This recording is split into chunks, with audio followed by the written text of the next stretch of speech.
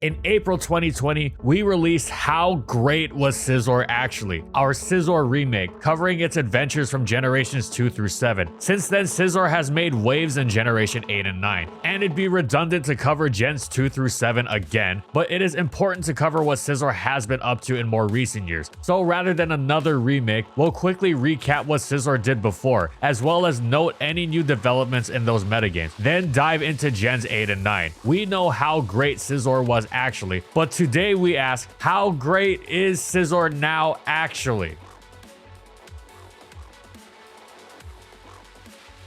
First, the recap. In GSC, Scizor was an integral part of Baton Pass teams. Its stab hidden power bug crucial in chasing away the otherwise dangerous Executor in order to set up the swords dances and agilities that would make his teammates so dangerous. That same HP bug ensured Tyranitar wouldn't want to come in and roar it out either. It was more or less limited to Baton Pass teams though. Some players have experimented with a set attempting to use swords dance to sweep for itself, using hidden power fighting to beat Snorlax, but it's gimmicky. In advanced, Scizor was also mostly relegated to Baton Pass duties. It was much less of a staple than before, as it competed with the taunt-packing Mawile, but it was still a useful choice for its crucial earthquake neutrality that it would use en route to setting up the iron defense it passed off. Beyond that, there were occasional attempts at making Endure Selactberry reversal sets work, but these needed far too much to go their way, and their maddening inconsistency meant they never went past gimmick status. In DPP, Scizor exploded into the beast we now know it as, thanks to Technician, Bullet Punch, U-Turn, Physical Pursuit, Roost, and Superpower. Throughout Platinum and Heart Gold and Soul Silver, it was the most popular Pokemon in the game with its Choice Band set. Post Latias and Salamence ban, its usage began dwindling. However, though it never come close to its previous status as the king of the tier, it saw experimentation with new sets, Choice Scarf and Bulky Swords Dance. Hyper offense teams would also sometimes use fast Life Orb Swords Dance sets, but Bulky SD became Scizor's go-to variant. It eventually dropped in usage with the focus on Spike's abuse teams, which it didn't match up well against, and an uptick in Fire Punch Jirachi as a cleaner, as that Rachi both competed with Scizor and was an excellent check to it. However, Scizor experimented a minor resurgence once players realized Jirachi didn't have to stop it. Scizor was bulky enough to take a Fire Punch at full, for instance, and Magnezone support went a long way. As a result, bulky Swords Dance Scizor started seeing use on bulky Spikes teams, which it hadn't before. Furthermore, Scizor was also an incredible Pokemon in Ubers, with its Dragon Resist, Priority, U-Turn, and Pursuit helping against all manner of threats, from Scarf Dialga to Darkrai to Mewtwo to the Lati Twins. And Black and White, Scizor once again wielded Choice Band and bulky SD sets, with occasional dips into Scarf and offensive SD variants. It was a staple on all sorts of offensive teams, but experienced another serious downturn in usage when the metagame headed into, you guessed it, heavy Spikes abuse. However, Scizor made a comeback. First, Rain teams enjoyed the Scarf set as a way to check the Alakazam and Latios that otherwise terrorized them so. Second, hyper offense teams enjoyed the offensive SD set's ability to both anchor them defensively with its much needed Dragon Resist and the ability to go for a sweep. It only really needed Bullet Punch and Superpower to sweep, so it began using Pursuit in the last slot, allowing it to perform crucial trapping duties as well, becoming a true Swiss Army knife. It even run Akaberry as its item to maximize its efficacy, no longer being thwarted by hidden power fire variants of Zam and Lati. Scizor thrived in Gen 5 BGC once again. Its ability to completely dominate Cresselia was hugely valuable. Gems made Scizor scarier than ever, whether it was Flying Gem acrobatics or the truly obscene power of Bullet Punch when backed by Steel Gem. Lum Scizor to turn the tables on Thunderwave and Swagger Thunderous was also highly effective. And of course, Akaberry was a staple for good reason. Scizor was a hugely influential part of the 2012 metagame, so much so that Cresselia began running Hidden Power Fire, and the only reason Scizor didn't completely dominate Worlds was because Zapdos and Rotom Heat had become extremely popular. Why? Because they countered Scizor. Scizor got its revenge in 2013, winning Worlds in the Senior Division. In X and Y and ORAS, Mega Scizor was a major part of the generation, basically taking all of Scizor's best qualities and amplifying them, as well as improving it in new areas. Its special defense and speed were much better now, making it even better at withstanding Draco Meteors and Focus Blast with specially defensive variants or outspeeding the opposition with offensive sets. From abusing the buff knockoff for its bulky SD set to win long-term against a leftovers less heat ran, to abusing Sticky Web for its offensive set to blitz past would-be checks like Keldeo, to ditching Swords Dance entirely and investing purely in defense so it could trap with Pursuit or clear the field of hazards with the buff Defog, Mega Scizor fit on all sorts of teams. It was also great in Ubers. Its Bullet Punch one of the best tools against the ever-dangerous Xerneas. Gen 6 VGC saw not just Mega but also base Scizor, often rocking a Life Orb, Lumberry, or Choice Band, find success. The prominence of Fires, Burns, Intimidate, and strong competition meant it didn't have an easy time in either form, but its innate traits were still more than solid enough to find it legitimate niches and some success. In Sun and Moon, Mega Scizor basically did the same thing again. It was even better as a defensive Pokemon with its newly gained access to Curse, the defense boost of which allowed it to take on the massively broken Zygarde of all things, while still threatening to sweep in the long term. Its ability to answer the devastating Kartana was superb as well. Meanwhile, base Scizor was now tiered separately from its Mega and dropped to UU, where it absolutely dominated. Whether firing off banded U-turns or tearing through all in sight with Life Orb, Swords Dance, Bullet Punches, it was so good that many players even thought it should be banned, and it was indeed suspect tested, though it didn't quite achieve the ban. Gen 7 Scizor mostly struggled in VGC, as the metagame was incredibly hostile to it at every single corner, like Tapu Lele's Psychic Terrain nullifying its Bullet Punch, getting completely stuffed by Arcanine and Celesteela. Yeah, it wasn't getting much done. Later on, it'd have to deal with Incineroar, but eventually Mega Scizor found a decent niche on Rain teams, finding some successful placement.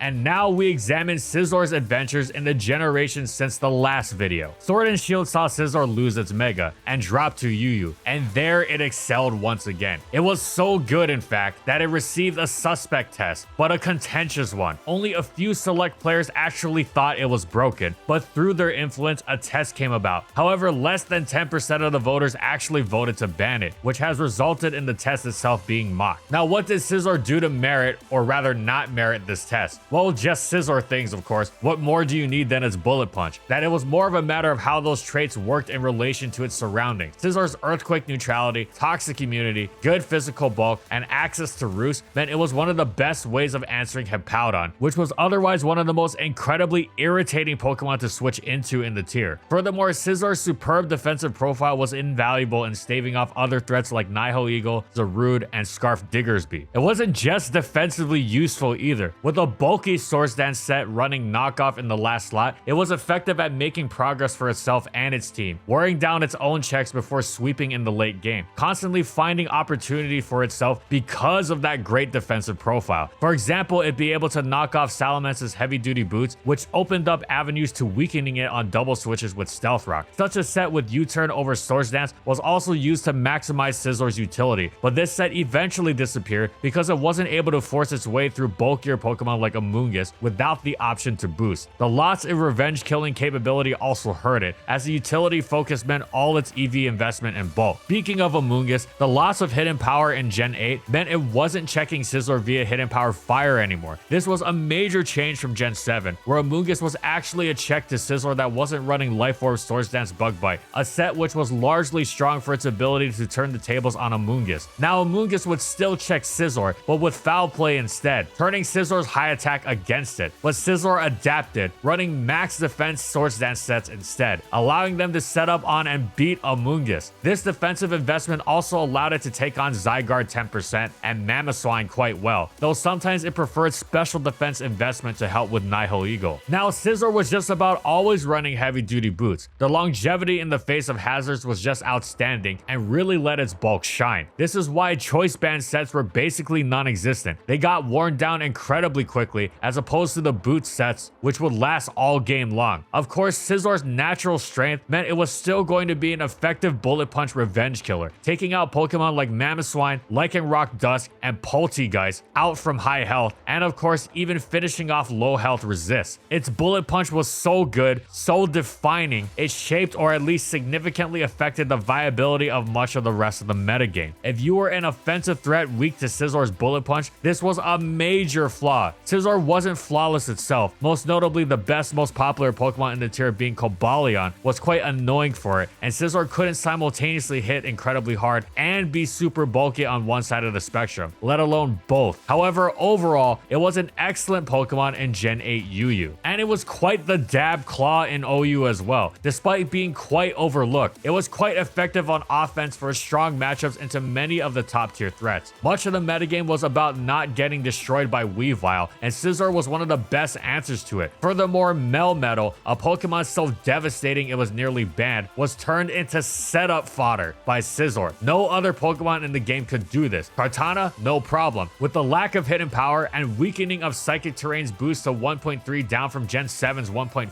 Scizor could even help check Tapu Lele. Best of all, when the monstrously broken Kyurem was running around, Scizor was one of the few Pokemon that could well and truly handle it. Additionally, Scizor was newly threatening offensively as well. Gen 8 had gifted it Sand Tomb. 35 base power is paltry, yes, but with Technician it became a serviceable 52 since Pokemon rounds down, and after a Swords Dance boost, it was enough for Scizor to seriously threaten a Pokemon that otherwise stuffed it completely, the one and only Toxapex, especially since Sand Tomb would push extra chip damage onto it and trap it at that. Sand Tomb was also, of course, quadruple effective against Scizor's longtime enemy Heatran. Indeed, this probably marks Scizor as the only competitively useful user of Sand Tomb ever. Once Scizor had a dance up late game through many common staples of the tier, from Clefable to Tapu Koko to Dragapult, and it was even better into Landorus Therian, given its focus on special defense in this generation. And so Scizor was a solid OU Pokemon, marking a great Generation 8 for it overall. In Gen 8 VGC, aka Incineroar the metagame, Scizor wasn't going to be accomplishing much of anything. Sure, it had nice utility against other Pokemon, but nothing so important as to render it irreplaceable. And were you really going to put a Pokemon on your team you would almost never select for the actual battle because Incineroar was going to be on the field so often? No, you weren't. The exception was David Rodriguez, who rocked a choice banned Scizor team en route to his 28th place finish at the 2012 World Cup Open in the restricted metagame, no less. Well done to them. But other than that, Gen 8 Scizor was basically a non-entity as far as VGC was concerned. Generation 9 has seen Scizor drop to UU once more. Early in the generation, it started in OU as players were interested in trying its newly gained close combat, a phenomenal upgrade over superpower, as well as the sheer devastating strength of a terrestrialized steel bullet punch, whether banded or Swords Dance. However, several factors held it back. It had lost knockoff in Gen 9, so its only option to hit Goldango was Thief, which was definitely not worth it. Thus, UU. There it was no longer the same old Scizor. Not only had it lost knockoff, it had also lost Roost, a devastating blow to its longevity. Thus, forget bulky Scizor, it had to adopt an all-out offensive attack. This wasn't necessarily a bad thing though. Even though the tier was dominated by the likes of Talonflame early on, why didn't it stop Scizor? Well, the tier's power level was quite low, first of all, which was great news for Scizor. Second of all, Talonflame wasn't going to stop it because Scizor would terrestrialize into a fire type against it. Scizor would Swords Dance as Talonflame switched in. Talonflame would Will-O-Wisp on the Terra turn as Scizor SD'd again, and well, that be the game. Scizor wound up being so devastatingly difficult to stop it that it got suspect tested for the third generation in a row, and dodged the ban hammer yet again. It was narrow this time, with 26 voting no ban against 19 ban votes. Scizor stuck around, continuing its reign as the best, most dominant Pokemon in the tier. Then the Teal Mask DLC came around, Scizor regained knockoff, and that seemed downright apocalyptic as far as UU was concerned, but eventually the player base realized that Scizor in the terrestrialization generation had some fundamental problems. Dealing with Scizor barring incredibly bulky teams has always generally involved faster bullet punch resist that threatens Scizor in return. Well, thanks to Terra, anything can become a bullet punch resist. Suddenly, Pokemon that Scizor would have no trouble clocking with a boosted bullet punch would turn the tables on it. Salamence would become a water type, Noivern would become a steel type, and so on and so forth. That was bad news for Scizor, since without Roost, it had to win fast and couldn't afford to play the long game. It thus dropped in viability. Now, all in all, Scizor was still an excellent UU Pokemon. It was the fact that it was quote-unquote just a top 10 or so threat, as opposed to the world-destroying monster it had been before. Comparatively, sure, it's a downgrade, but it's still superb. This continued throughout the Indigo Disc DLC. Power creep and the inability to Roost has really hurt Scizor's capacity for playing around threats and making up for some of its flaws, like being a steel type that doesn't doesn't resist rock or flying, making it difficult to team build with. Plus, it can't be stressed enough just how absurd the new UU is, with the likes of Zapdos, Latios, Garchomp, Tornadus Therian, Iron Moth, Greninja, Manaphy, and Toxapex around. Scizor isn't nearly as impressive anymore. This isn't to say it's not still good though. It's a great method for revenge killing Latios, barring Terra Steel or Electric shenanigans anyway. It's solid against Ogerpon Cornerstone, it's useful against low kicks. In general, it's always great to have its strong stab technician Bullet Punch. What about OU? Any hope there? Actually, with knockoff, yes. Sure, it's got popular foes it hates like Raging Bolt, Gouging Fire, and Volcarona, but now it's capable of effectively ripping through Goldengo, which opens it up to tear through others like Roaring Moon, Kyurem, Dragapult, King Gambit, Deoxyspeed, Enamorus, Rillaboom, and Weavile. Now it's only decent as despite its strong points, it has the significant flaw of struggling with weather, which is immensely popular thanks to the influx of Paradox Pokemon, as well as Archaludon, though that's been banned. The popularity of Great Tusk, while not terrible, isn't exactly doing it favors either, as it's a very natural half check that's absolutely everywhere. However, Scizor is still a threat and can be a useful Pokemon for offensive teams, and that Terra Steel Bullet Punch late game is just lights out. So overall, Scizor has already had a highly successful Generation 9. Scizor made quite the decent comeback to VGC in the 2023 season. Its biggest boon was its super effective Bullet Punch against the meta shredding terror that was Flutter Mane, an incredibly valuable trait to have. It also had a ton of different methods it could support its team in both item and moveset. Assault Vest made it a solid special tank, such as against the aforementioned Flutter Mane. Safety Goggles assisted in blocking the popular Amoonguss Spore, and it was also often seen sporting Life Orb for the power boost to BP, as well as its other moves. Sometimes even Choice Band. Support wise, it could slow opponents down with the new Bug Stab Pounce, which also hit quite decently thanks to the Technician boost, and Feint was also valuable for enabling teammates by breaking opponents' protect. Can you imagine facing Flutter Mane and not being able to protect against it? Yeah. Close Combat was also an excellent addition to Scizor's Life Orb and Band variants. But wait, what about all the fire types running around? Well, that is where the magic of terrestrialization came into play. With Terra Water, Terra Blast, Scizor completely turned the tables on something like Chi-Yu. Now, Scizor was no metagame crusher, as his stats could sometimes struggle to keep up with the incredibly powerful new metagame, but it was a solid Pokemon that saw a respectable smattering of decent placement. These players on screen did pretty well with Scizor on their team. Congratulations to them.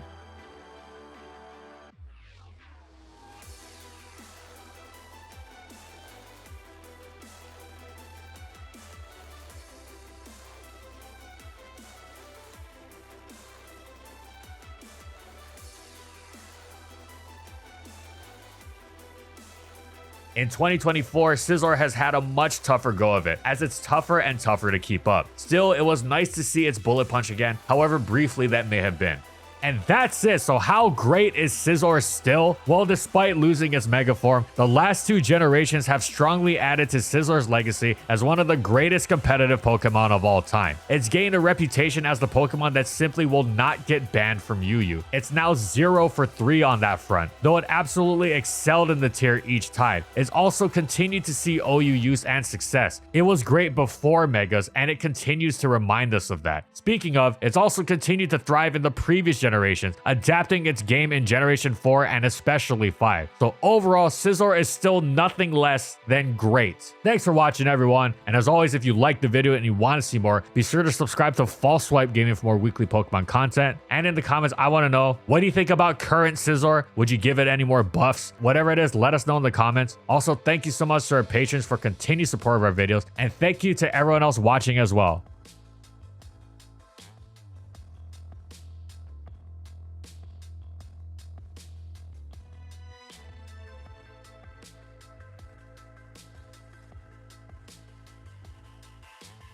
And thank you so much to our Platinum tier patrons. Here is the Platinum tier patron shout out. Thank you so much to Raven Daytona Ring, Sorazan Croxon, Stoneface Colin, Bingleton, and Ray Ray for their support of our videos. And follow Maikiri on these social media platforms. And that's all I got. See you next time, everyone.